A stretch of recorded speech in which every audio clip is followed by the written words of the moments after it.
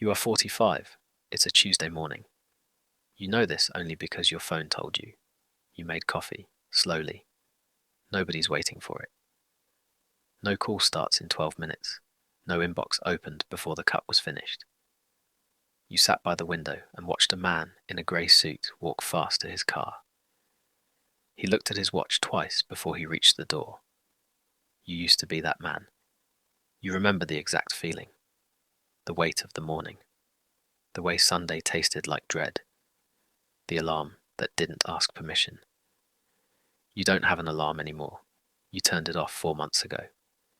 The day the number finally said you could. This is not a story about luck.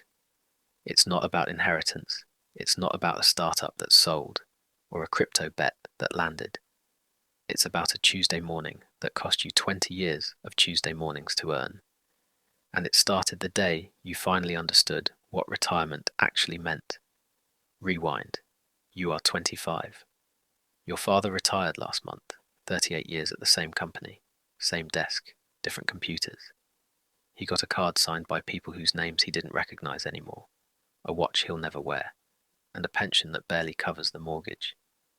He sat across from you at dinner and said, "I don't know what to do with myself." He didn't mean it as a warning. You heard it as one anyway. That night you did the math on his life, 38 years, roughly 9,880 working days. The watch cost less than a day of his time.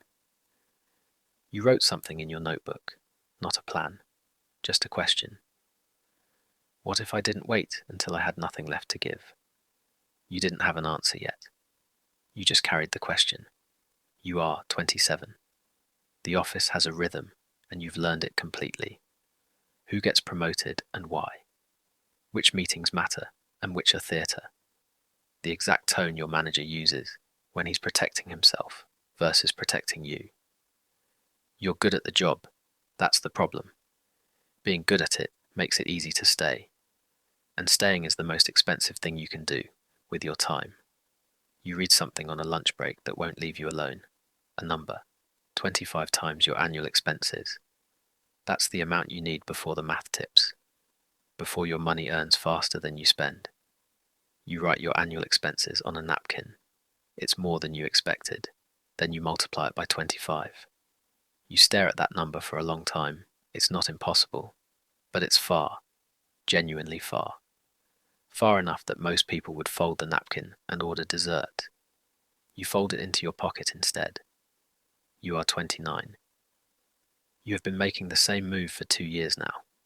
Every payday, before anything else, before rent hits, before the weekend plans. You move money into a place your impulses can't reach. Not a lot, never felt like a lot. But every month the number grows, slowly, embarrassingly slowly. James at work just bought a house, 4 bedrooms, garden. He sent pictures to the group chat at 11 p.m. on a Friday. The reactions came fast, fire emojis. That's massive, mate. You're living the dream. You typed something, deleted it. You have no house. You have no garden. You have a number in an account that nobody will ever react to with fire emojis. Some nights that's fine. Some nights it isn't. You are 31.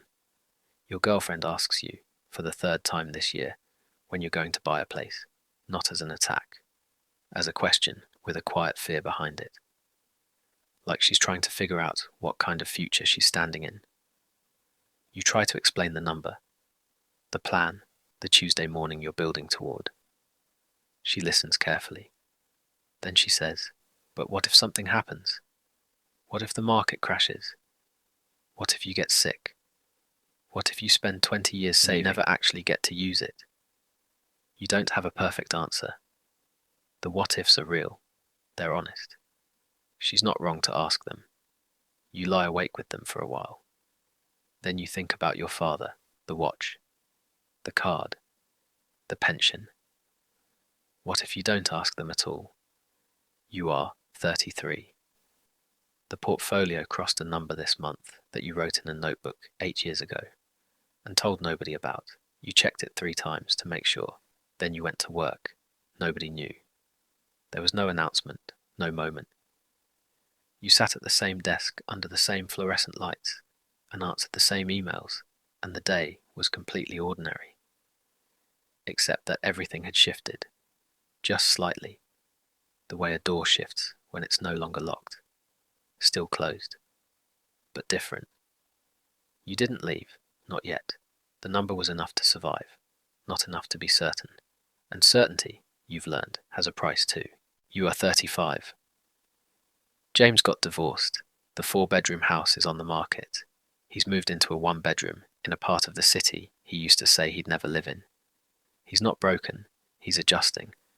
But over drinks one night, he looks at you differently than he used to. Like he's running a calculation. He asks how your investments are going, casual. Like it doesn't matter. You say fine. He nods slowly and looks at his glass.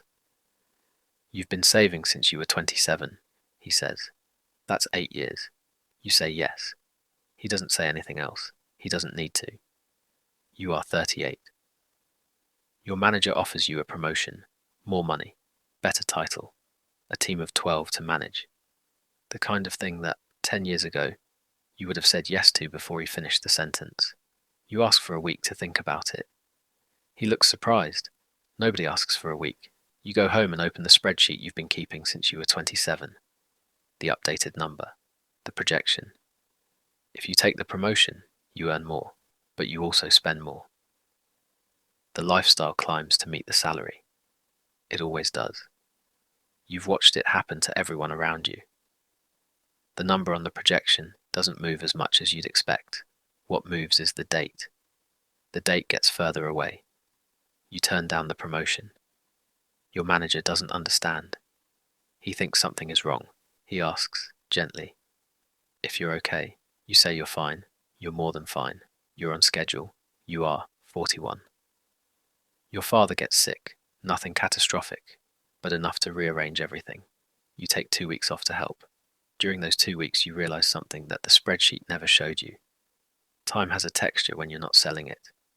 The mornings are longer. The conversations don't end when the meeting does. You sit with your father, and he talks more than he has in years. About things he never mentioned. Old decisions. Roads not taken. Things he'd do differently. He doesn't say he wishes he'd worked harder. He doesn't say he wishes he'd earned more. You drive home on a Sunday night, and for the first time in years, you don't feel the weight of Monday, because you can see it now. The Tuesday morning. It's not theoretical anymore. It's close enough to smell. You are 43. The number is there. Not just the survival number. The real one.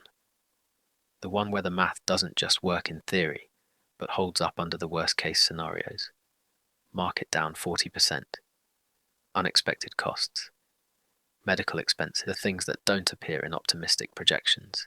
Even then, even in the hard version, it holds. You don't quit on a Monday. You don't make a speech. You don't send a dramatic email. You book a meeting with HR on a Wednesday afternoon, and you hand in your notice the way you've done everything else for the last 16 years, quietly.